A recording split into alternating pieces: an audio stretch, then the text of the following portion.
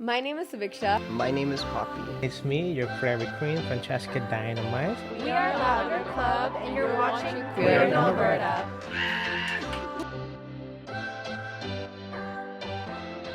Friends, hi. It has been a hot minute, my goodness. But welcome back to another episode, and not just any episode of Queer in Alberta, the podcast where I talk to 2S LGBTQIA plus Albertans, but to drumroll please, episode 1 of season 2. I'm so excited. I am so thrilled. Filming season 2 was such a trip. I can't believe that we're actually releasing this first episode with some phenomenal guests from Mohkinstsis, also known as the city of Calgary. Throughout the season, I got to experience filming live for the first time. Up until this point, every single episode of Queer in Alberta has been online on a format kind of similar to Zoom. And besties, oh my God, it's going to be so hard to go back. Getting to talk to people face to face, to meet them, hug them afterward, grab a bite to eat if they have time. God tier, my absolute favorite. But I'm realizing I forgot to finish my introduction there. So my name is Kels. I'm a Filipino Canadian. I use she, her pronouns. I live here on Treaty 7 territory, which has not changed. But instead of saying that it's also the home of the Métis Nation Region number 3, there are some changes that have happened for Métis folks in Alberta. The first big one is that, reading here from CBC, the Métis Nation has recently elected a new government with a new name, and it is the Otipimsawak Métis government, formerly the Métis Nation of Alberta. And it's the first elected group to govern under a recently ratified constitution that's designed to pave the way to self-government. So that's really, really cool. There is now a new name for Métis folks and their government here in Alberta. And again, it is the Otipimsawak Métis government. If I'm pronouncing that incorrectly at all, please don't hesitate to let me know. Very, very open to feedback. So the first time I ever heard this new term, Otipimsawak, was actually at a drag show. And Diva, I don't know why I'm surprised, because queer people are so here for the liberation of all people. The show was actually hosted here in Lethbridge at the Slice Bar and Grill with none other than Carla Marks as the main speaker / host of the entire evening. But the biggest thing that really grabbed my attention that evening was the land acknowledgement that she gave. It was one of the best land acknowledgements I've ever seen. The audience was so engaged, it was educational, it was inviting, and I thought she just did a really, really good job, and that a lot of people could probably learn from this drag queen. So, what's new? Also, I would be remiss if I didn't just throw this out there. Carla Marks, I don't know if you remember me, but I was the cute little she, her sitting in the front that you gave a lap dance to. A, thank you. And B, if you're for some reason listening or watching, I'd love to have you on the show. Probably DM you because I'm doubting you're going to see this. But yeah, it's a great show and I'd love to have you come onto my show. So there we go, making things happen.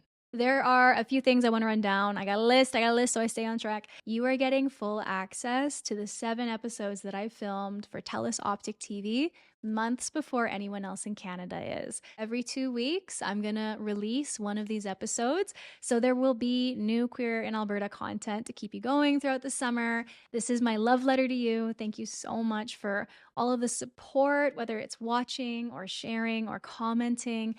It's really just made this possible. And with that being said, I have another big piece of news, besties.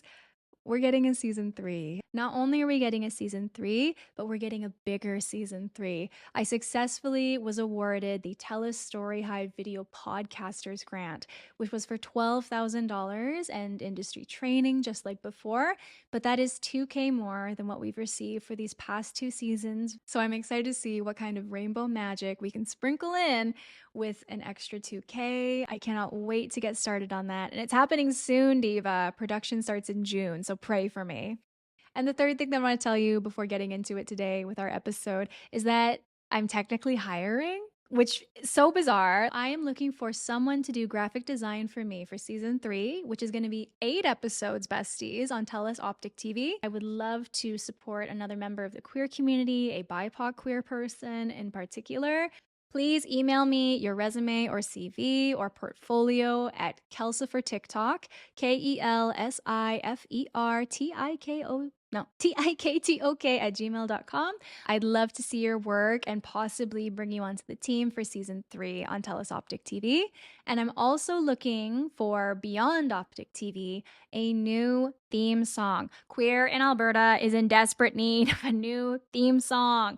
I really want something that maintains that like poppy, upbeat vibe. It does not need lyrics. I just need something, again, that can be for the intro and the outro. So our guests for this first episode of season 2, first time I ever saw them was on social media, actually, on TikTok. I was seeing footage of the art markets they would do in Calgary, or say a Sapphic screening of a lesbian movie with a panel of lesbian elders speaking about their experiences living in Calgary in like the 80s or whatever.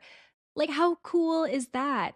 This episode features none other than Lavender Club, who you may or may not have heard of in Calgary, who are serving up sober, sapphic, and queer inclusive events in the city. Here is episode 1 of season 2 of Queer in Alberta, featuring Lavender Club YYC and made possible with the support of Telus Storyhive. Let's go, let's go, let's go! One of the people that opened it was like, it would be cool to do movies. And I was like, it would be if they were gay. I mean, you gotta add it in. What's your story? What's your sign? It's like we're twin flames in a different life. So we are Lavender Club. My name is Bellamy. I use they, them pronouns, and I'm one of the co-founders. I am Amanda. I use she, he, they pronouns, and I am also one of the co-founders. And off to the side here, we have Jasmine, who is also one of our co-founders. She, her pronouns. She's got a bit of a cough right now, so yes. On the sidelines, still a superstar. We give a wave Indeed. to Jasmine. There we go. Awesome. Well, I am just so excited to have you 3 here with me today. And you came all the way from Calgary. The drive was okay? Oh yeah. Yes. Awesome. We just had a winter snowstorm in the middle of October, which is pretty prairie central, I would think. But Lavender Club, YYC, I've heard of you. Lots of people in Southern Alberta have heard of you. But for audiences who are maybe meeting you for the first time, what do you guys do? So, we are a community group, a grassroots organization that creates opportunities for sapphics, lesbians, and the two-spirit LGBTQIA plus community at large in Calgary to connect through events that are focused on our creative endeavors and fun, simple activities. And something else that I think really stands out about Lavender Club is that all of your events are sober focused. Can you maybe talk a little bit about why that's important for queer events in Calgary? I want to start by saying that the history of gay bars is so important. But just in the year of 2023, so many events are centered around drinking, which just makes them so inaccessible to so many people. So yeah, we just wanted to create opportunities for people in our community to come together and get to know each other without having to specifically center that around alcohol or nighttime activities, just because, like Bellamy said, our events are oftentimes open to younger audiences or, queer families or people that may not want to be around alcohol for a variety of reasons. So it was really important for us to just create that space that it's not necessarily like morally better. It's just something that was not there. There was a gap, and we decided to fill it.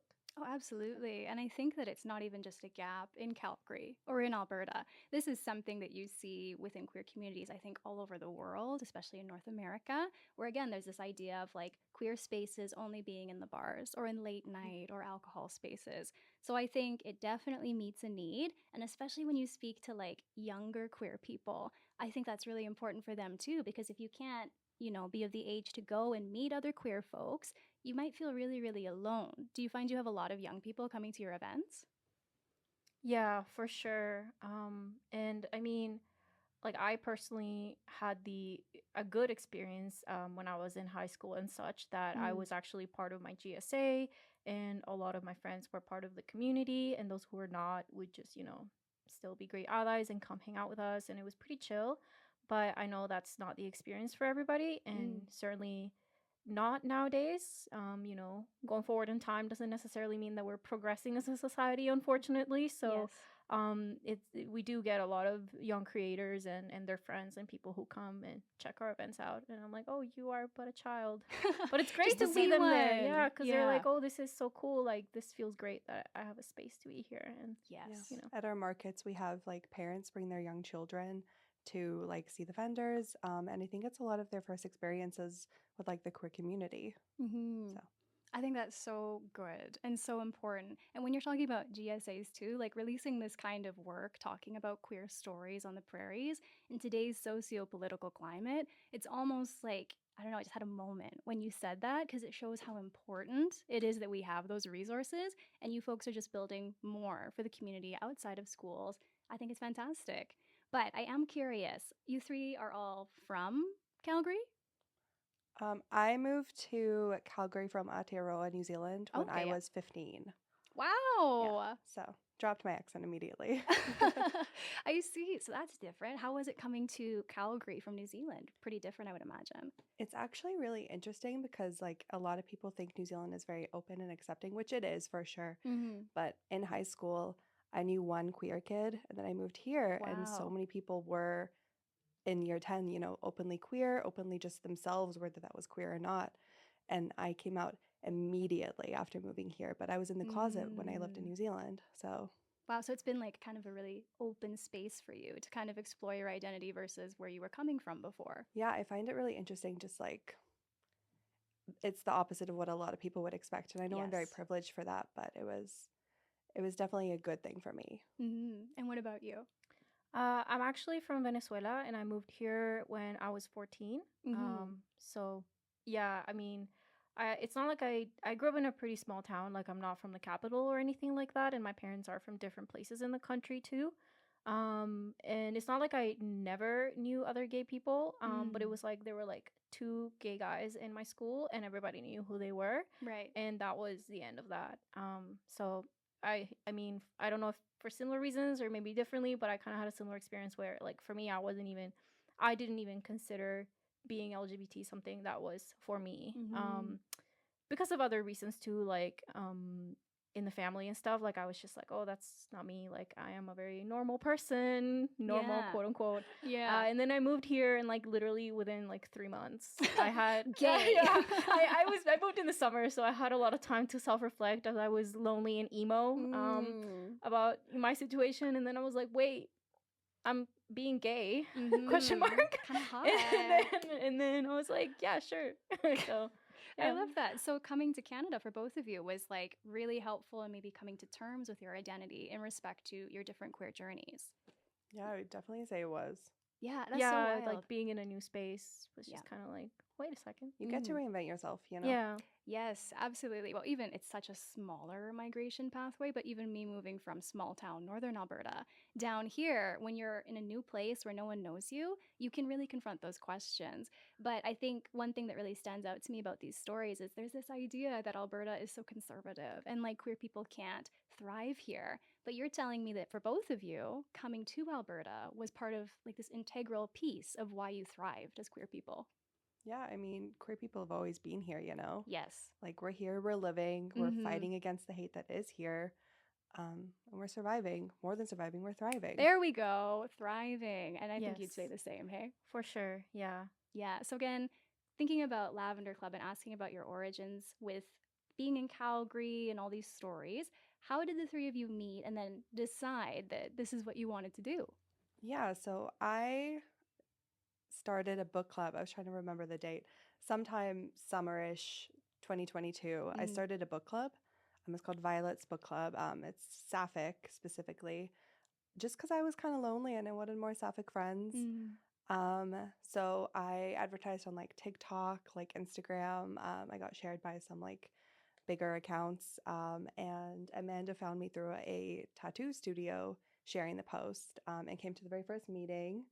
And we immediately hit it off. And then Amanda came to me and said, hey, I have some friends who have a vintage shop. I really want to hold a Sapphic movie night. Can I advertise through book club? And I was like, yes, but you have to let me help because I'm obsessed. So we held this movie night and had a meeting afterwards, and we were like, that was really cool. That was really good. Like, we should do that again. And obviously Jasmine was involved in that the whole time. Yeah, so I don't even know. Like, it's one of those things that just kind of like happens randomly. I want it to be like astrologically, but I will not begin that conversation here. But yeah, I don't even like, I've always been somebody who is involved in a lot of community things and volunteer things, just because like after my emo moment of coming to Canada and being like, love it. who am I was like, hey, like, let me do things to find out and meet people. And yeah, I was like, I don't think I came to Bellamy with the movie night idea, just immediately thinking like, and then down the future we were gonna be this and that. Like, it just came about very organically. So that was great.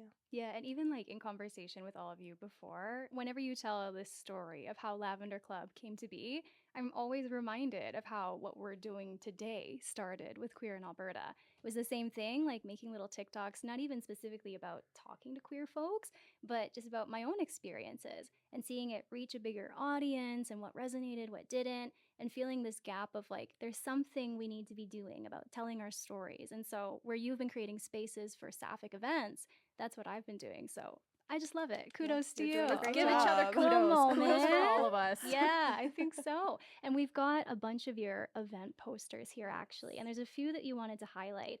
I think, is this the movie night that you were speaking This was the about? very first movie night. This Yeah, was maybe. before Should we I were hold it Lavender up? Club. Yeah. Look at that. Let's go down memory lane. This is the Yeah. first The event year that was we ever 1930. held. Yeah. Yeah, and yeah, I should give him a shout out. My friends opened Boo Vintage Shop in Calgary, and Awesome. it's an old historical building in Chinatown, and it has a screen. So that's why I was like, wait, there's a screen here. What if? Because one of the people that opened it was like, it would be cool to do movies. And I was like, it would be if they were gay. I mean, you got to add it in, a little sprinkle. Yeah. Yeah. Now, how many people came to that first event? Did you have any idea how many would be arriving? We did do like a Google form to like kind of organize it and stuff. Like I said, this ain't my first rodeo. I've done some other organizational things and such. So I was like, okay, we need to like get our numbers straight and figure things out just for organizational purposes. So we had a lot of interest in it. If I remember correctly, like we could even look this up, but at least like 40 or so people signed up. Wow. And it ended up being, there's always some dropouts and stuff, but it ended up being like about like a good 25 to 30 people. Yeah. For a first event, though, that's so good. Yeah. Probably with like not a huge amount of promotion either. At this point, we were advertising through our personal Instagrams. Wow. And through the book club Discord, and like I think a couple posters around town. And you know, hearing you say that again, it's so wild to now reflect. Like, look at how much growth you've had in what it's been a year or so. Yeah. Just over a year. Yeah. Oh yeah. Happy birthday to Lavender Club. Yay. 100%. Yeah. And then we have a couple other posters here from some key events. Memory Lane. Yeah. So we have done quite a few movie nights, but I'd say our biggest movie night we did was a screening of Forbidden Love, The Unashamed Stories of Lesbian Lives. Oh. We were sponsored by the Community-Based Research Center. So we were able to hold this at the Globe, which is like a local big movie theater in Calgary. We had an ASL interpreted panel with some local lesbian / Sapphic elders in the city. And we probably had about 100 guests, maybe more. Yeah. I saw videos and photos from this event. It looked so good. I think Cece was there for this one. Yeah, Cece was one of our. Chow, yes. Yeah, this was a really important event for us because it was the first time that another organization partnered with us. So that was the Community-Based Research Center, which is something that, again, kind of like how we began, like we didn't even think that far ahead as to what we would become. And then when this happened, we were like, we never even thought that other groups or organizations or anybody would be interested in doing something with us. So with their support, we had the opportunity to do this really cool event that connected elders in our community with us young people and everybody in between, and have that space to have conversations about our lives and the things that we've faced in the past and nowadays, and make it accessible too, which is another really important thing for us. Yeah, and I work a lot in Canadian heritage and museums, so I have feelings about why it's important to remember the past and learn from it. But you speaking about having queer elders, specifically your Sapphic elders in Calgary, and that dialogue between younger communities, why was that something important that you wanted to highlight at this event? That was important to us because similarly, though none of us really have worked directly with like heritage materials or the heritage sector or anything like that, Mm-hmm.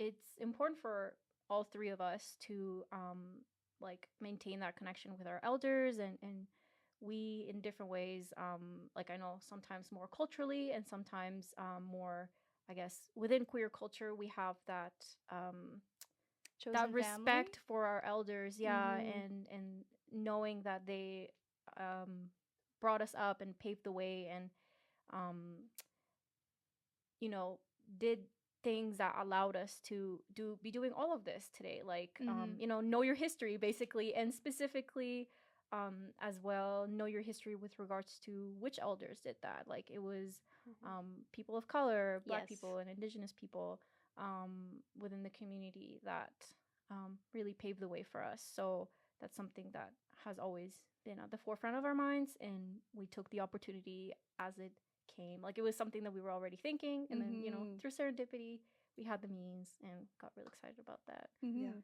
Forbidden Love was something I'd wanted to do for a while, but we just didn't have the means until, some Mhm. money. Some money. I mean, it's true. It's the underlying factor. But part of why I asked you that is because I believe that to know where you are going, you need to understand where you have been. Yes. And there is power in knowing your history. And like when you talk about it, even beyond queerness, like I think about my ancestors in the Philippines and everything they underwent with Spanish colonialism is like strength and endurance that brought me here to today. So that's a much bigger thing to talk about. But essentially, it's just there's so much strength in knowing your history and also in claiming the history. And when you're talking about POCs, because often you look at history and it's very whitewashed. So being able to amplify and target who has contributed what, there's power in that too. For sure. Yes. Yeah. Mm-hmm. So the reception has been fantastic to Lavender Club. Blown away. Yeah. What's been maybe some like key moments that have really stood out to you as like, wow, we're doing something really big, really special, it just really sat with you? Really, I think that moment for me was movie night, like the Mhm. Forbidden Love. Um, Up until then, I was like, oh, people are just, we're gonna die down. It's fine, like Mm. whatever. But no, like people showed up and they loved it, and we got so many messages of support, Mhm. like DMs in person, like everything. People were like, keep doing what you're doing. Like that was amazing. That was a really important event, and it just like really stuck with me. Yeah. What about you? Definitely similarly, like I would say people that I admire within our community, elders or just even people that are older than us, and also other grassroots organization in Calgary noticing us and saying like, hey, I see you and I see what you're doing and I think it's awesome. Mhm. That was really what's the word I'm looking for? Affirming. Yeah, that was really affirming. Thank you. I like that little Yeah, aside. it was really affirming to have those people that I admire say, hey, I see you, because it does take a lot of effort and sometimes it's a struggle. No, Yes. absolutely. And like when you talk about that, it reminds me of what you once said to me about Lavender Club being special is witnessing each other. Mhm. Do you want to expand on that a little bit? Yeah, I can expand on that. So for us, it was really important as we kept going to keep that in mind, that we want our events to be like, no matter how big or small, Mm-hmm. we want them to be situations in which people feel actually seen, and it's not just like, oh, you were ticking these boxes, like great photo op moment, like, and Yes. also bye after that, like be Mhm. gone. No, like Extractive who? yeah, it's like, you were this and that, great. Mhm. No, like we're really wanting to create moments in which people leave our events or come to our events and say like, wow, I feel really like Mhm. seen, in the sense that like you see the things that I go through, you see who I am, and you understand that, you relate in these ways, or maybe not entirely, but you're still seeing it and acknowledging it, and there's space for me here. Mhm. And that's really important, because otherwise, who are you building community for? Oh, that's deep. That's really deep. Everybody pause and let that sink in for a second. But like I was going to say, I think the intention is so good and it carries through in everything you do. And I say that as someone who's like not from Calgary. I haven't been to all of your events, but in the ones I have attended, it's always felt like a very safe and respectful environment that's open to everybody. And one thing I've always noticed about you is you always post like little, we want your anonymous feedback. If there's something we can do better, you're so open to that, not criticism, but that dialogue that so many organizations doing this kind of work simply don't. So, Yeah, we are very open to feedback. We'll, mhm, of course, take someone if someone wants to be so bold as to email us. We love that. mhm, But we do have that anonymous feedback form for anyone who maybe wants to stay on the sidelines. They're like, hey, I'm a little uncomfortable, or I loved your event, but I don't really want to share who I am. yes. But we have gotten some feedback, such as like, why aren't your indoor events masked? And we were like, that's a Mhm. really great point. They're all masked from now on. Like we really make an effort to listen.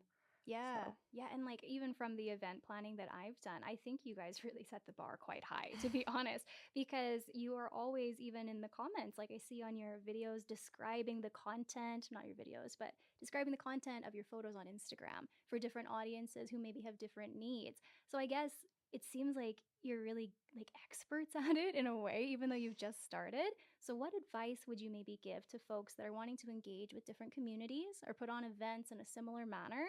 How can you make them inclusive, this big term? I mean, I definitely wouldn't say we're experts because we're still learning. Yes, yeah. But to start, like the obvious of try and make sure your events are physically accessible, like no Mhm. stairs or a ramp. But on top of that, really just listen to your community and people who are telling you because, they don't have to do the work, but they're out there, Mhm. you can just Google. It's super easy, like Mhm. articles of how to make your events accessible. It's all out there, you just have to do the research. You have to listen to people. Yes. Um, and just always be willing to learn and do better. Mhm. Yeah, I would say the same. Like Google, learn, Google step number it. Yeah. one. Yeah. No, it's really great. We live in the era, in an age of information. Like it's Yes. at our fingertips, and that can be both a positive and a negative thing. But Yeah. I like to take that positively and just do my own research and try to learn as much as possible. But also keeping in mind, like we can all possibly be experts on anything and everything, especially Mhm. being a grassroots organization that like does not get a lot of funding. So Yes. we're all very Yeah. DIY, but even being DIY, it's like it's not hard to just learn things and then consult with community members and be willing to be mutable and to always change to improve. There are a lot of people within the queer community that I've met both physically and also just authors that I admire that talk a lot about this.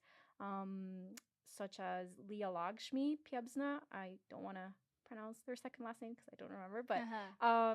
but that is the really good one that I would recommend people look up and learn from because the information is out there. You just have to be willing to learn and stay flexible. Yes, and I always like to say to audiences, yes, we live in the age of Google, but critically engage with what you see, bestie. Make Yes. sure it's not just your mom's Facebook. Go in there, make sure Yes. it's legit. But otherwise, yes, you can look it up if you really need to know. Yeah. And I would say another way we stay accessible is we always try to like price our events as low as they possibly can be. Mhm. And on top of that, we have a pay what you can option, Mm. which is also applicable to vendors at our markets. And when they can be, our events are free. Mhm. So, Well, that's huge because it's still not the standard for many different groups. But I do have to give you credit. Like, you folks are so humble with how you're approaching it because you are new and learning, and I understand. But the fact that you even like open up to feedback, like I said earlier, it makes it feel like people are in a safe space to give you that feedback because you're actively saying that you want it. And I feel like that's still a step that so many organizations are not as explicit with. yes, I was looking for an anonymous feedback form from a big organization a while Ooh. back. We're not Not gonna say who. gonna- But No, like, tell me but I was later. not happy. It wasn't there. Yeah, Aw. it's so simple. It can be simple. Yes, making it simple and meeting people where they're at. And I think that's a lot of the core of what this group does. But if we're to think back, what are some of the moments that you're most proud of in kind of like this year of craziness? A big moment for me that I was very proud of was our very first market, which Mm-hmm. was our first event that we held as Lavender Club. It was at the did Historic fire hall. it was at the downtown historic fire hall Yeah, yeah. in Calgary, and we didn't have any way of measuring how many people came, but it felt like hundreds. Like we had probably about 40 vendors for our first market. We held it in collaboration with Pansy Club, who was holding a clothing swap at the same time. Love. But it was like a blow away moment, like people know about us. We literally started this Instagram account 2 weeks ago. Like, Right? what is happening right now? Yeah. But we didn't know what we were doing at all in regards to like holding a market, building community. I mean, Amanda knows about building community, but specifically this, Yeah. So it was very scary, and I personally was very stressed. But to see it like work out, I was like, okay. Yeah, we can do this. Yeah. We got this. What about for you, Amanda? I mean, I definitely have some experience in this, but I'd say like I was still very stressed. Still am very stressed whenever we do a lot of different things. I'm I would a creature say of anxiety. Yeah, I'm Yes. a creature of anxiety.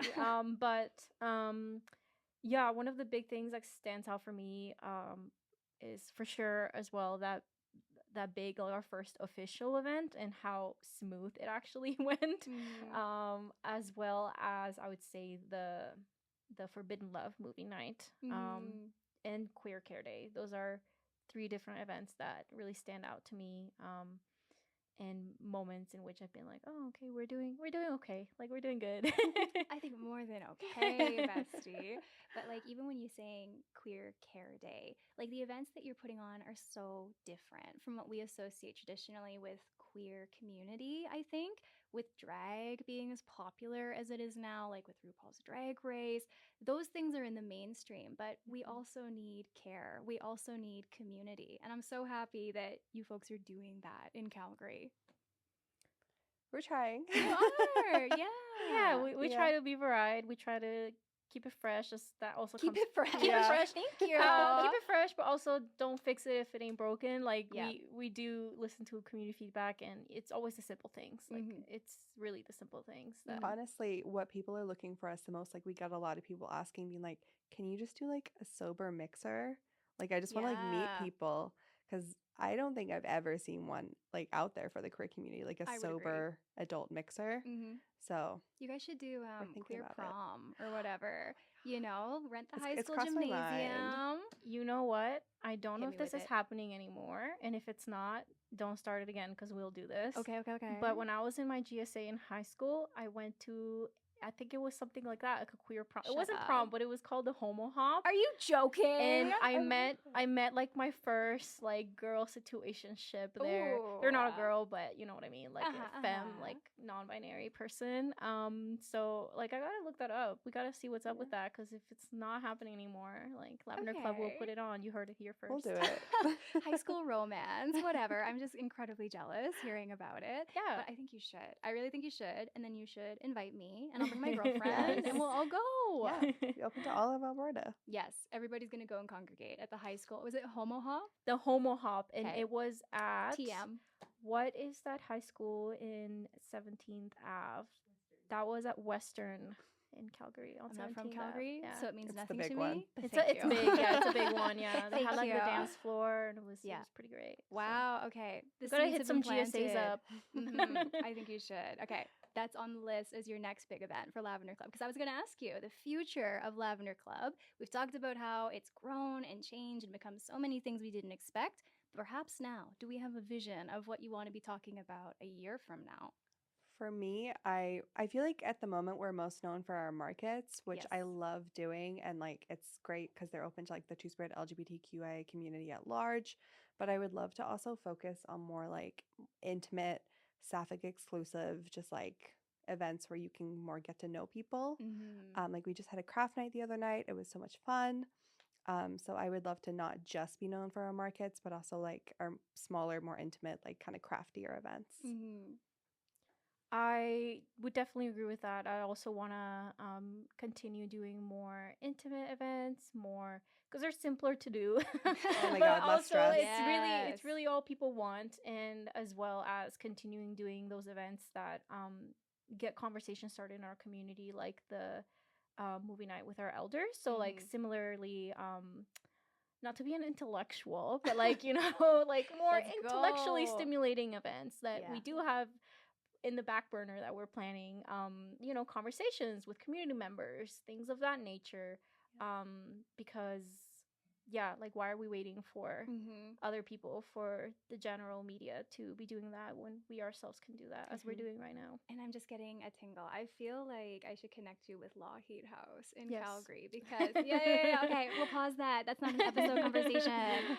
But yes, I'm so excited for the future of Lavender Club. I know you folks are just going to continue to grow. And again, you're very humble, but recognize that you're doing important work. And I guess is like some fun questions that kind of tie her off today. What are maybe some, because we're making these events for queer women or femme presenting or whatever individuals. What are some ways that this community and their needs are different from, say, the broader represented community of gay men? I know. Mm-hmm. It's tricky We're getting because into it. at least in Calgary, a lot of places are more centered towards gay men, which they need their space, absolutely. Mm-hmm. But so do we, you know? Mm-hmm. And like, we've gotten a little flack sometimes for using the word sapphic just because some people don't see it as all encompassing. But like for me, for example, like I'm non-binary, I don't identify as a woman, but I'm still a lesbian. That's how I see myself. So I'm sapphic. So it's very open, I would say, but people who are more femme need their space. Like they're already a marginalized group within a marginalized group, and then to add on possibly, you know, being a person of color or trans or non-binary, like you need a space that's safer away from men in general, no matter away from men. It doesn't matter what their sexuality is. And it's true, like, it's not to say that all men are terrible No. or anything like that. That's not at all what we're speaking to. But we have different needs, and sometimes you want different spaces, and that's not a crime. It can still be an inclusive event where I'm sure lots of men come to things with Lavender Club as well, whether they're queer or not. But having a specific space born out of these intersections, there's clearly a need for it. Yes. Yeah, I absolutely. I was gonna make a funny joke about men, but I forgot now. I need it. But no, like, I was gonna say, like, they have the boys club, like, you know, hockey or whatever it is they do. I'm not entirely certain. Society. No, but you know, and it's great. Like a lot of them are allies. You know, in my personal life, like I have allies who are men. Like love that, great, but also like can't relate. So you know, it's just about having, like, we create spaces where people feel comfortable, and I think the thing that really helped us be where we're at is the fact that we were seeing lesbians and seeing non-men and seeing sapphics and saying, like, hey, there's a space here for you, like this is for you, which it largely has been. We have also done things that are for the community at large, like to spirit LGBTQI plus people, but I think it all comes back to being a space for sapphics and lesbians and non-men to be in our company and create the things that we do, the magic that we do together. Yeah. And on top of that, we're all sapphic. We just wanted our own space. Hey. I just had to have a little moment of dance. We're all sapphic. I enjoyed it. The room is radiating with the energy right now. And how often does that happen? Bask in it. Well, my loves, we talked about the future of Lavender Club. We've talked about some of the key memories and moments. Is there anything else that you maybe want to say to an audience across Canada about the work that you do or about being queer and sapphic here in Alberta? I think I love that you're looking at me right now. Like, and then just designated talker. Designated talker. I did get a certain vibe. We prepare for this. No. I think, and you can, you know, shake your heads or be like, no, if you don't think this is correct. But I think for the three of us, what we'd really want to say is it's really simple and it's really easy, and it all starts from a small idea, and ultimately it all comes back to being in community and seeing each other and doing something through that. So I think we would just want to remind people that you have a lot more power than you think, and especially when you come together to create something good and beautiful for each other. And it can be something really simple as going to the dollar store, getting some craft materials and saying, like, everybody come hang out, it's free, you know, or you'll get a jug of hot chocolate from whatever. Bleep that because I just said it's Canadian though. Anyways, it's true. I just get a jug of hot chocolate and from non-branded coffee shop, and and you know, just hang out. Like, it can be as simple as you're feeling down, you're feeling powerless in this world, like find your people, go hang out and talk to each other and start something that will lift your spirits. And that's where it all begins. Yeah. And just do it. Just do it. I would say on top of that, we are open to consulting for people who want to do their own thing because we're not it, you know, like Yes. people out there can do everything. And we're especially open to consulting for any youths who want to create something that is more targeted towards them, but similar to us, you know? That's so smart, consulting, because it's definitely a need out there where people want to do these events and make them inclusive and evolvingly inclusive. I think that's a big thing as we talk about inclusivity. It's not like we said a checkbox that you can just meet and be done with forever. It's something that you have to consistently work towards, and I'm glad to see that's what you folks really remember in what you do today. Yeah. Yes. Hopefully by the time this goes up, our website will be live. Yay! News, we're having a website. So you can Soft check us out launch. there. Soft launch, Wow, lavenderclubyyc.com. And yeah, you can find out more about us there and hit us up. We have a large FAQ. We went kind of wild. Yeah. I like it. It's very queer, in depth, you know? But I guess that's perfect because I was just going to ask you, how can the people with our audience on Optic TV find you if they want to follow along, maybe go to a market or a craft night? We're focusing on craft nights and etc. So I would say the biggest way is Instagram. We are Lavender Club YYC. We all use Instagram, so we post there the most. Yeah. But we will be updating our website once that is live, and keeping that updated. And for our bigger events, I typically market them on TikTok as well. Yes. And we sometimes use the Facebook. What is our TikTok handle? Also Lavender Club YYC. I was going to say, that's the one I see the most because I'm active there. And yeah, our website will be lavenderclubyyc.com, and you can find our email there, but I'll just say here as well, it's lavenderclubyyc@outlook.com. We're down to chat with whoever wants to chat with us and be nice. Like we're here today with Kels. It's true. They did grace me with their presence. I feel very lucky. Awesome. Well, I guess my last question for you is, what is your favorite thing about being queer in Alberta? Dun, dun, dun. Both of us are like, I don't want to go first. I got to think about it. Yeah, Can I give you an allowed. idea? Yeah. Ooh. I was just gonna say. Can we just say your answer? You can come over here if you want. Okay, Jasmine. No, this is Jasmine's answer. Yes. My favorite thing about the queer community is that the power of queer people is so strong that it's so easy that when one event is heard, everyone will come to it and everyone just like, you know, comes together, and it's so amazing to see like the power of queer people coming together. Pause. Jasmine. Pause. If possible, can you come to the mic and say that? Because the way you delivered it, Yes. I loved. The way You you just just say it the way you just Exactly what you said. just said. If you want to pop a squat. No, that's okay. Okay, no pressure, but it was a beautiful delivery. Okay. So. Jasmine is camera shy, but I'll just say that her favorite thing about being queer in Alberta is the power that we have when we come together, and when we do events, everybody shows up and really comes through. And it becomes like this great big thing, because when one queer event occurs, everybody knows about it and all the queer people come for it. And like I can verify that's almost word for word what Jasmine said. I was a little stressed that it wasn't gonna all get through, but I'm very impressed. Very good. I could never do that. And then for you, Bellamy. Yeah, I think definitely just how much the community has love for each other. You know,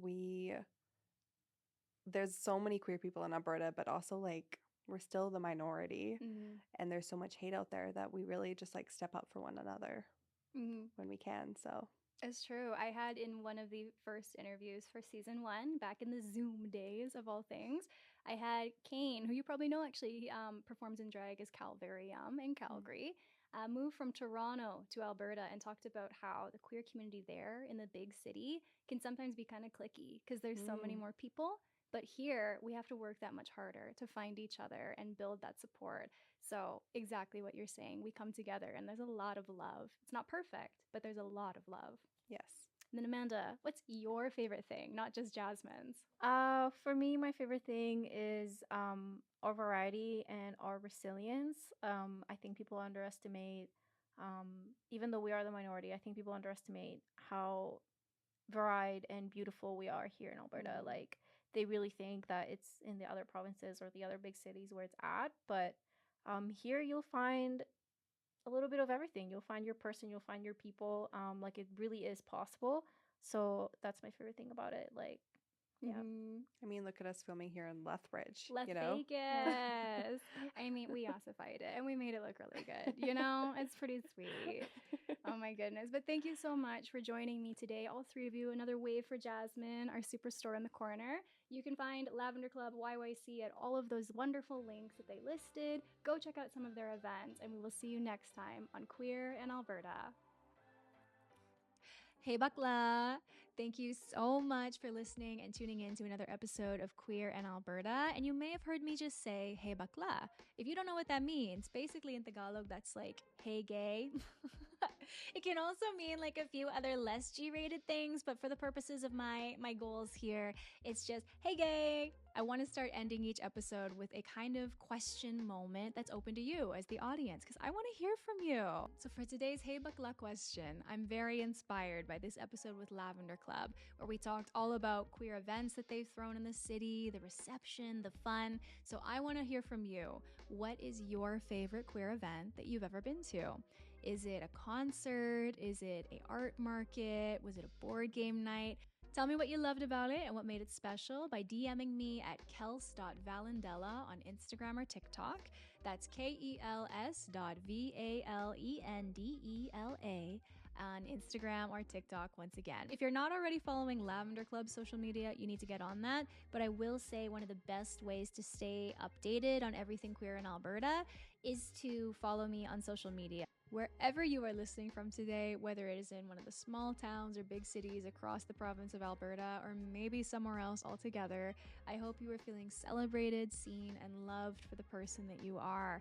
And I think those words ring a little extra true today in this world that seems to have anti-trans, anti-queer, anti-drag sentiment and legislation sweeping across North America. Queer in Alberta has always been about sharing our stories, but I feel like now more than ever, it's really important. And I want you to know that no matter how you identify, no matter what your story is, you are so very, very loved and appreciated and cherished.